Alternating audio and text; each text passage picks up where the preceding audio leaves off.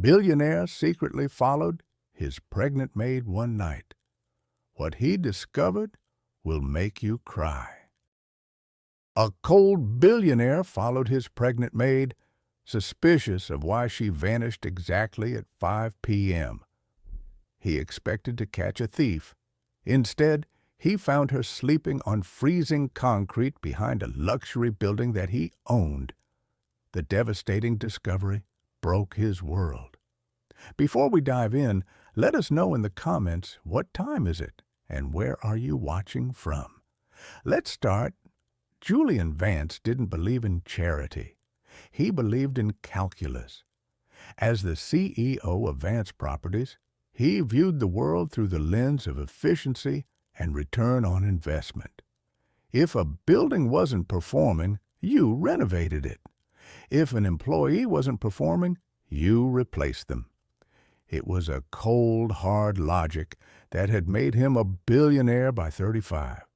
But for the last 3 weeks, his logic had been failing him.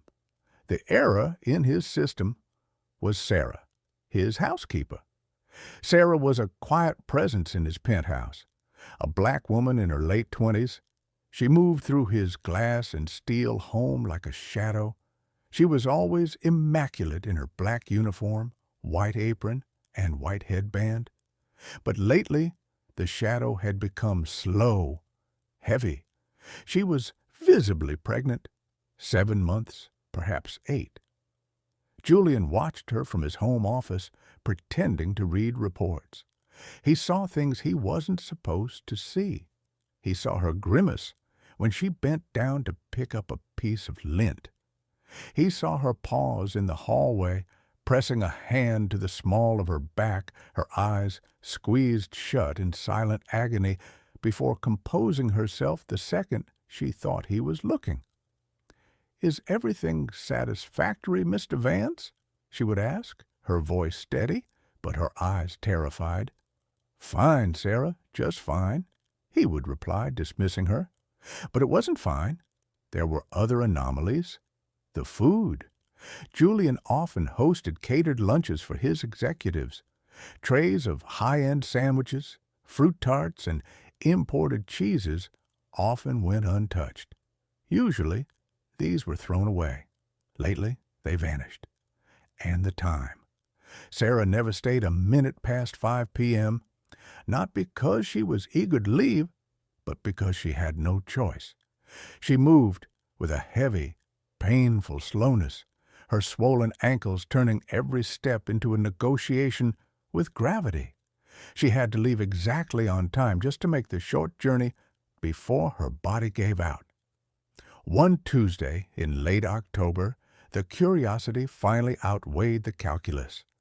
It was a crisp, windy afternoon. The sun was beginning its descent, casting long golden shadows between the skyscrapers. Julian stood on his balcony and watched Sarah exit the service door of his building. She didn't head toward the subway station. She didn't walk toward the bus stop. She adjusted her backpack, wrapped her thin cardigan tighter around her belly, and turned left, walking deeper into the city's commercial district. Julian grabbed his coat. He didn't call his driver. He didn't take his keys. He simply took the elevator down and stepped out onto the street. He followed her. He kept a half-block distance.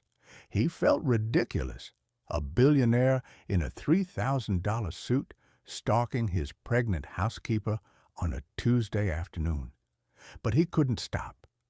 Sarah walked slowly. Her gait was uneven, a waddle of exhaustion. Every few minutes, she stopped to lean against a building facade, catching her breath. People rushed past her, eyes glued to their phones, ignoring the woman struggling to put one foot in front of the other. She didn't go far. She walked 3 blocks east, then turned into an alleyway behind a row of high-end retail stores. Julian knew this alley. He owned the building. It housed a luxury handbag boutique on the ground floor. He stopped at the corner, peering around the brick edge. Sarah had reached the loading dock at the back of the store. It was a concrete platform sheltered by a metal overhang. It was dry, out of the wind, and hidden from the street. She didn't unlock a door. She didn't meet anyone. Instead, she took her heavy backpack off and set it on the concrete. She pulled out a flattened piece of cardboard she had hidden behind a dumpster and laid it out. Then she took out a blanket, fleece, worn thin, and folded it into a makeshift cushion. She sat down with a groan that echoed in the quiet alley. Julian watched, frozen, as she opened her bag and pulled out a napkin-wrapped bundle. It was a turkey sandwich from his lunch meeting that day. She ate it slowly, savoring every bite, picking up crumbs that fell onto her apron. No, Julian whispered to himself. The logic in his brain scrambled. She wasn't going home.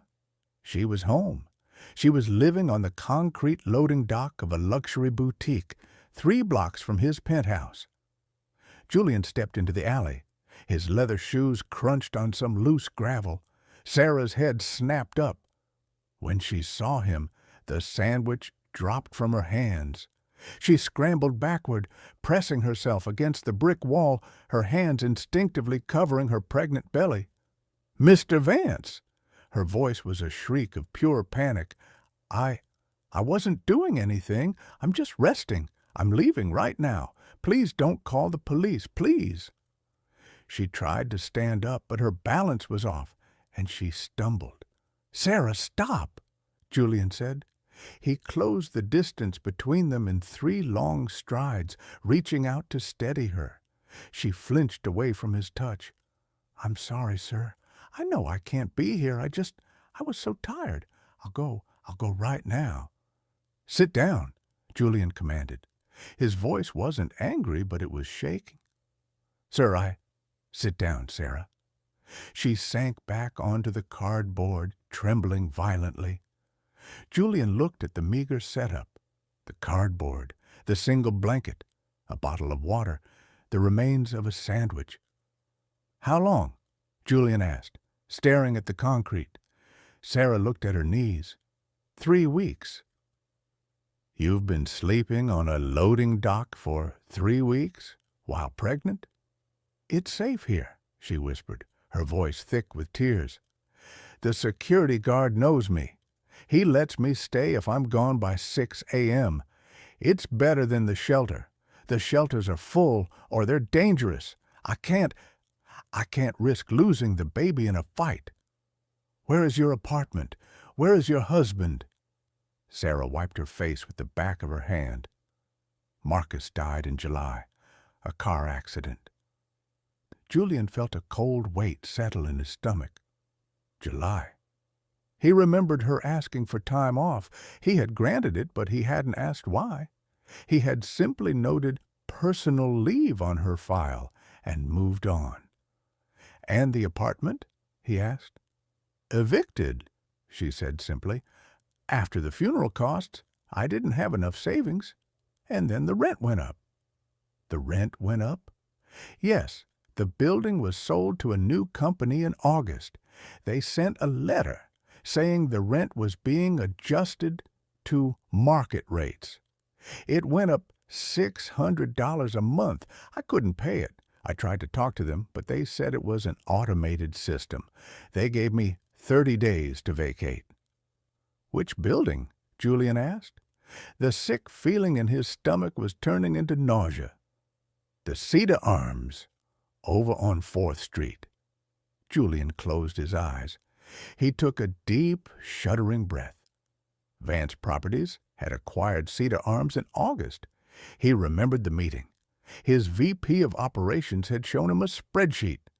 "If we increase rents by 20% across the board, we can force out the lower-income tenants and renovate for a younger, wealthier demographic." Julian had looked at the numbers. The margins were excellent. He had signed the authorization without blinking. "I did this," he whispered. Sarah looked up, confused. "Sir?" I own Cedar Arms, Julian said. He opened his eyes and looked at her, really looked at her, for the first time. My company bought it in August. I signed the order to raise the rents. Sarah stared at him.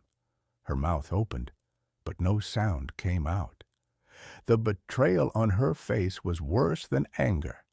It was a quiet, crushing realization. The man whose floor she scrubbed was the reason she was sleeping on it. I didn't know, Julian said, his voice cracking. I just saw numbers. I didn't see you. I wrote a letter, Sarah whispered, to the management, explaining that I was pregnant, that my husband had just died, asking for an extension. I never saw it, Julian said. My staff, they filter those things out to keep me efficient. Efficiency. The word tasted like bile in his throat. His efficiency had stripped a widow of her home and forced her to sleep on concrete while carrying a child. Julian looked at the darkening sky. The wind was picking up. Get your things, he said. What? Pack your bag, Sarah. We are leaving. Mr. Vance, I can't lose this job, she pleaded, tears spilling over again. If you fire me, I have nothing. I can't go anywhere else. I'm not firing you, Julian said furiously, not at her, but at himself. But you are not sleeping here, not tonight, not ever again. He reached down and picked up her backpack. It was heavy. He thought about her carrying this, plus the weight of the baby, walking 3 blocks every day to hide her poverty from him. Come with me. Where are we going? To my house. The guest wing is empty. It has a bed, it has heat, it has a lock on the door. I can't stay with you, sir. It's not right. What isn't right, Julian snapped, is that I have 5 empty bedrooms, and my housekeeper is sleeping in an alley because I wanted a better profit margin. He offered her his hand. She hesitated, looking at his manicured fingers, then at her own rough, work-worn hand. She took it. He pulled her up. She was heavy, exhausted, and swaying on her feet. Can you walk? He asked gently. Yes, I think so. We'll go slow. They walked back to the penthouse in silence. This time, Julian didn't walk ahead. He walked beside her, shielding her from the wind with his body. When they entered the lobby, the concierge looked at Sarah's disheveled appearance with disdain. Mr. Vance, the concierge said, stepping forward, is everything all right? Do you need me to escort her out?